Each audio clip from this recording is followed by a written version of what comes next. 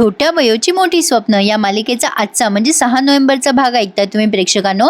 तत्पूर्वी तुम्हाला सांगू इच्छिते मी की आपण 2 भागांचा रिव्ह्यू दिला नाहीये, मे बी 3 भागांचा, 4, 5 आणि 6 सण असल्यामुळे मला जमलं नाही आणि बरं झालं. मालिकेमध्ये पण काही विशेष काही पुढे कथा सरकवली नाहीये त्यांनी. फक्त या अधिराजने असं ठरवलंय की बयोला आता ट्रॅप करून अडकवायचं आणि गौतमी सारखी सारखी प्रेशराईज करते बयोला की मी इराला सांगेल विशालचं सत्य.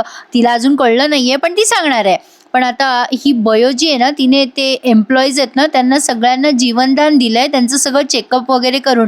तर मागच्या या 3 भागामध्ये तुम्हाला हेच सगळं बघायला मिळालेलं आहे. तर आता खरी कथा पुढे सरकणार आहे. सणसूद बघता त्यांनी सुद्धा जास्ती काही मालिका पुढे सरकवली नाहीये. थँक गॉड, हे माझ्यासाठी खूप चांगलं झालं. तर आजच्या भागामध्ये आपण बघतोय इरा या विशालला टपरीवर घेऊन आलेली असते चहा पाजायला. विशाल म्हणत असतो तू इथे कशाला आणलायस मला इरा. इरा म्हणत असते अरे तुला ते भक्कड चहा आवडतो ना प्यायला, तुझ्या चॉईस आहे ना इथे चहा पिणं वगैरे, म्हणून मी तुझ्यासाठी इथे आली आहे. आणि आता चहावाल्याला ती सांगत असते की 2 नाही 1 भक्कड चहा द्या. विशाल म्हणतो भक्कड नसतं ग ते, फक्कड असतं ग इरा. आणि आता या दोघांचं तिथे बोलणं सुरू असतं. तेव्हा इरा आणि विशाल टपरीवर असताना मागे पप्पू दादा बघा चोरी करतोय. आणि आता पप्पू दादा चोरी करत असताना त्याने या दोघांना बघितलं. इराचा विशालच्या हातामध्ये हात असतो. विशालला ते आवडत नसतं. तो तिला म्हणत असतो इरा कोणी बघेल ना, पण इरा कसली ऐकते त्याचं. पण आता हे बघून या पप्प्याला हार्ट अटॅक यायचं बाकी आहे, कारण त्याला माहिती आहे ना बयोचं आणि विशालचं एकमेकांवर प्रेम आहे म्हणून. तर बघा आता असे बयोचे बोर्ड्स लागलेत हॉस्पिटलमध्ये जागोजागी. बयो ते बोर्ड्स बघते आणि तिला कळतच नाही, खाली फक्त लिहिलेलं असतं कॉंग्रॅच्युलेशन बयो.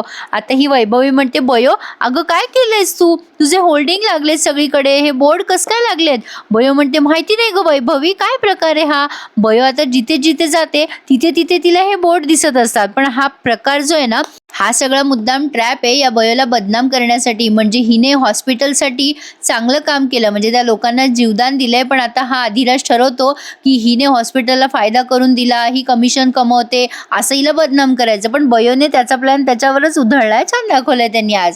विशाल या इराला म्हणत असतो इरा तू लेक्चरला जा ना, तुझं लेक्चर आहे ना. पण इरा म्हणत असते थांब ना विशाल, मला चहा पिऊ दे ना.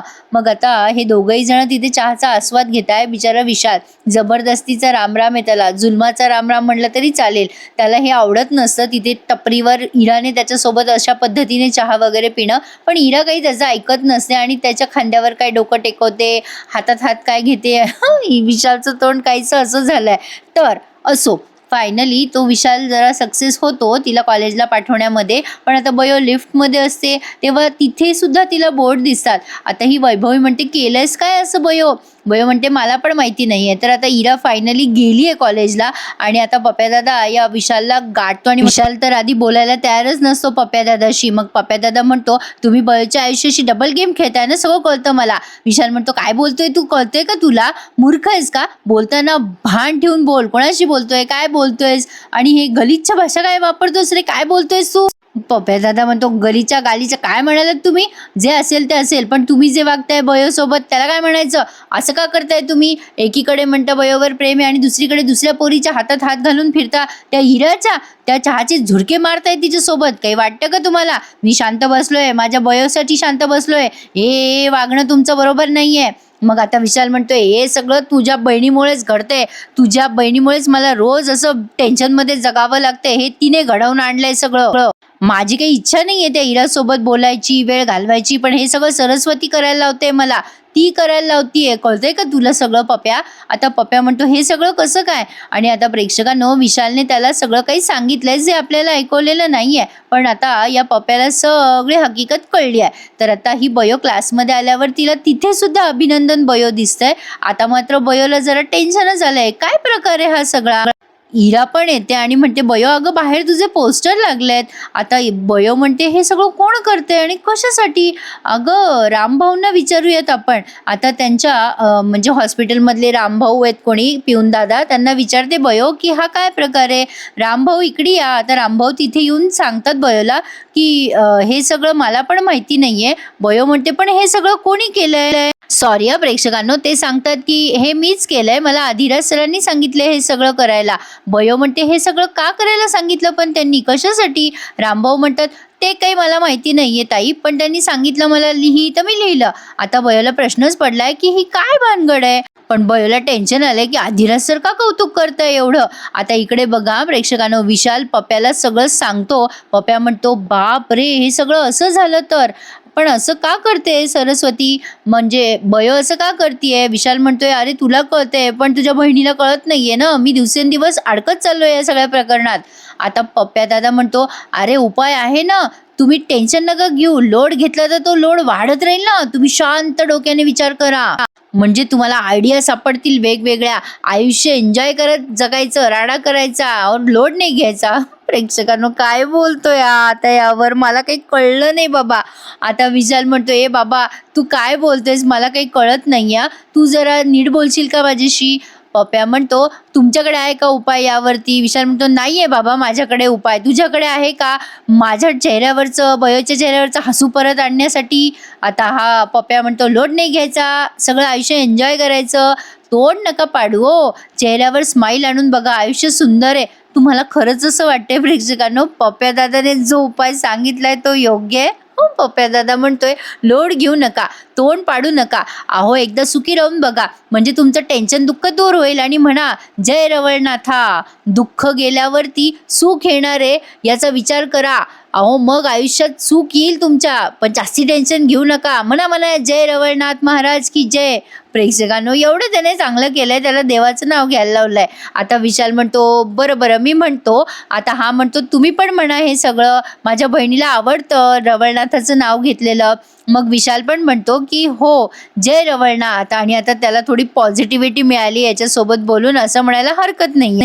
पण तो विचारतो पप्प्याला की मी इराला कसं अवॉइड करू, तिच्यामुळे चिडचिड होते रे पप्प्या माझी. आता पप्प्या म्हणतो, तिला पण खुश राहून काय अवॉइड करायचं काय ते करा ना, मी लहान तोंडी मोठा घास घेतो, पण एवढंच सांगतो की आयुष्य एन्जॉय करा, उगं कोणाचं टेन्शन घेऊन विचार नका करत बसू सगळ्यांचा. हे मात्र त्याचं बरोबर आहे. आता तो असं सांगतो आणि निघून जातो. आता विशाल मनातल्या मनात हसायला लागतो. पण आता बघा प्रेक्षकांनो, हे पोटे सर आलेत बयोच्या क्लासवरती. इरा, अंकिता या सगळ्याच जणी चिडतात त्यांच्यावर आणि म्हणतात, तुम्ही आम्हाला शिकवायला आलेच कसे काय, एवढं सगळं होऊन पण तुम्ही इथे कसं काय आले? आता पोटे सर जरा घाबरतात. अंकिता पण ओरडते त्यांच्यावर.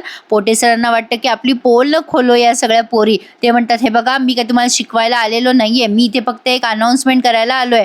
तर अनाउन्समेंट अशी आहे. आता पोटे सर पुढे काही बोलणार तेवढ्यात अभिजात येतो तिथे आणि तो सगळं काही सांगतो की आपल्या कॉलेजमध्ये एक खूप होनहार स्टुडंट आहे, अगदी तुमच्यातलीच. तुम्ही सगळ्यांनी तिचे बाहेर बोर्ड बॅनर बघितलेच असतील. खरं तर हा तिचा कौतुक सोहळा आहे. आता या बयोचा सत्कार करायचा असं त्याने ठरवलं होतं, तसं तो करतोय. आणि आता तो सांगतो की आपल्या हॉस्पिटलला 9 लाखाचा का 19 लाखाचा समथिंग काहीतरी फायदा झालाय त्या एम्प्लॉईजमुळे. त्यांच्या हॉस्पिटलचं वाढलं इन्कम, तेच फक्त आणि फक्त बयोमुळे झालंय. आता असेच म्हणजे पेशंट बयोने आणत राहावे हॉस्पिटलसाठी, ज्यामुळे हॉस्पिटलचा फायदा होईल. म्हणून मी ठरवलंय की बयोला ही गोष्ट कायम स्मरणात राहावी. म्हणून मी आता तिला म्हणजे त्या पैशामधनं 45,000 रुपयांचं रिवॉर्ड द्यायचं ठरवलंय. म्हणून तो बयोला आता समोर बोलवतो क्लासमध्ये आणि सगळ्यांसमोर ते 45,000चं चेक द्यायचा प्रयत्न करतो. हा त्याचा एक डाव आहे. आता बघा प्रेक्षकांनो, बयोने त्याचा डाव बरोबर हाणून पाडलाय. बयो ते सगळं आधी शांतपणे ऐकून घेते आणि सगळा प्रकार बयोच्या लक्षात येतो. बयो खूप स्मार्ट मुलगी आहे हे तर आपल्याला माहितीच आहे. आता हा अधिराज तिला समोर बोलवतो आणि चेक द्यायचा प्रयत्न करतो. बयो खरं तर हे घ्यायला तयारच नसते, पण सगळ्या मित्रमैत्रिणी तिला इन्सिस्ट करतात की जा ना, तुला बोलवत आहेत ते, एवढे पैसे देत आहेत तर जा. बयो आता जाते त्या अधिराजच्या समोर. अधिराज म्हणतो, घे ना, अगं तुझ्या मेहनतीचा चेक आहे हा. आता बयो म्हणते, 1 मिनिट सर, मला जरा विचार करू द्या. थोडासा विचार करून ती म्हणते, मला जरा बोलायचं आहे. मग आता अधिराज म्हणतो, बोल ना. मग आता बयो म्हणते, ॲक्च्युली मला असं एवढं सगळं विचार करून बोलता येत नाहीये, पण मी जे काही केलंय ते माझ्या एकटीचं श्रेय नाहीये, हे सगळं माझ्या स्कॉटचं म्हणजे लाईफलाईन रक्षक युनिटचं श्रेय आहे. त्यांच्याशिवाय मी एकटी काहीच करू शकले नसते. नाही, तुम्ही म्हणालात ना सर की प्रॉफिट, समाजसेवा आणि बिझनेस हे सगळं जमलं पाहिजे. आम्हाला तसं काही समजत नाही हो सर, आम्हाला फक्त रुग्ण बरा करायचा असतो. आम्हाला काही लोकांना लुटायचं नाहीये, पण पेशंटच्या चेहऱ्यावर हसू फुलवायचं असतं. आम्हाला पैशाचा लोभ नाहीये. समाजसेवा म्हणून आणि स्वतःच्या ग्रोथसाठी, स्वतःच्या करिअरसाठी मी हे सगळं केलंय. आणि सर, मी ना तुमचे हे पैसे नाही स्वीकारू शकत, पण तुम्ही देताय म्हणून तुमचा मान तर मी नक्कीच राखू शकते, ते माझं कर्तव्यच आहे. आता बयोने अगदी हसतमुखाने ते पैसे स्वीकारलेत. पण आता ती म्हणते की हे पैसे मी स्वीकारतीये, पण आता तेवढ्यात तिथे शुभंकर सर येतात. बयो तो चेक स्वीकारते. आता अधिराजला वाटतं बरी फसली ही, पण आता बयोने त्याच्यावरती चांगली ट्रिक वापरली. आता तेवढ्यात शुभंकर सर आले तिथे. आता बयो त्यांना आवाज देते आणि म्हणते, सर या ना प्लीज. आणि सगळं क्रेडिट शुभंकर सरांना देते की मी जे काही केलंय ना ते सगळं शुभंकर सरांमुळे झालंय. सरांनीच आम्हाला प्रेरणा दिली की रुग्णांची सेवा करायची आणि निःशुल्क पद्धतीने हे सगळं काम करायचं. आमचे डॉक्टर शुभंकर आमच्या लाईफलाईन स्क्वॉडला खूप खूप सपोर्ट करतात. ते आमचे इन्स्पिरेशन आहेत. ते आम्हाला मोटिवेट करत असतात. पावलोपावली ते आम्हाला सपोर्ट करत असतात आणि म्हणूनच मी त्यांच्या वतीने हा चेक स्वीकारतीये. आता अधिराजचे एक्सप्रेशन्स बघण्यासारखे झालेत. बयो म्हणते, सर ह्या पैशांची गरज आहे ना मुळात आम्हाला नाहीच आहे. ह्या पैशांची गरज त्या पेशंटला आहे जे हॉस्पिटलमध्ये इलाज करायला येतात पण त्यांच्याकडे पैसे नसतात आणि म्हणूनच अशा गरजू पेशंटला हे पैसे म्हणजे जावेत अशी माझी मनोमन इच्छा आहे. म्हणूनच मी हा चेक शुभंकर सरांकडे देतीये. आता असं म्हणून बयोने तो चेक शुभंकर सरांना देऊन टाकलाय आणि प्रेक्षकांनो अधिराजच्या तोंड बघण्यासारखं झालंय. आणि आता बयो म्हणते, सर तुमच्या हस्ते तुम्ही हॉस्पिटलला डोनेशन म्हणून हा चेक द्यावा. म्हणजे त्याचे पैसे तिने त्यालाच परत केले. मजा आली ना आजचा एपिसोड बघायला. आणि अशा पद्धतीने हा भाग इथेच पूर्ण केलाय. बयो सगळ्यांना विचारते, मी बरोबर केलाय ना? आणि सगळे म्हणतात हो तू बरोबर केलायस. आणि प्रेक्षकांनो छान दाखवला त्यांनी आजचा भाग. आता आपण पुढच्या भागात बघणार आहोत. या बयोला गौतमीचा फोन येतोय, सापडली की नाही तुला विशालची गर्लफ्रेंड. पण आता ती इरा बघते गौतमीचा फोन आलाय आणि ती विचारते बयोला, काय करतेय तुला मम्मा सारखा फोन. आणि मला असं वाटतंय प्रेक्षकांनो की बयोने या गौतमीला एवढं घाबरायची काही गरज नाही. त्या गौतमीने धमकी दिली ना की मी इराला सगळं सांगेल तर सांगेल. त्या गौतमीला कुठे माहितीये की बयोच त्या विशालची गर्लफ्रेंड आहे म्हणून. बयो एवढं का घाबरतीये तिला हे मला कळत नाहीये. पण बयोने आज त्या अधिराजचे पैसे नाकारून छान काम केलं. सगळेजण बयोसाठी टाळ्या वाजवतात. तर असा होता आजचा भाग. आणि काय ना प्रेक्षकांनो, घरी सणसूद असल्यावरती पाहुणे रावळे येतात. एकच रिव्ह्यू मी खूप ओढ करून देत होते. ज्या माझ्या मैत्रिणी आहेत त्या नक्कीच मला समजून घेऊ शकतील. जेव्हा वेळ मिळाला तेव्हा मी तुम्हाला या मालिकेचा रिव्ह्यू न चुकता देते, हे मात्र खरं आहे. तर आजचा भाग असा आहे.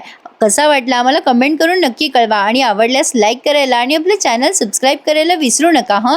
आता बयोचे रिव्ह्यू तुम्हाला रेग्युलर येतील. उद्या पुन्हा भेटूयात नवीन रिव्ह्यू सहित छोट्या बयोची मोठी स्वप्न या मालिकेचा. तोपर्यंत चॅनल सबस्क्राईब करा. भेटूयात उद्या. धन्यवाद.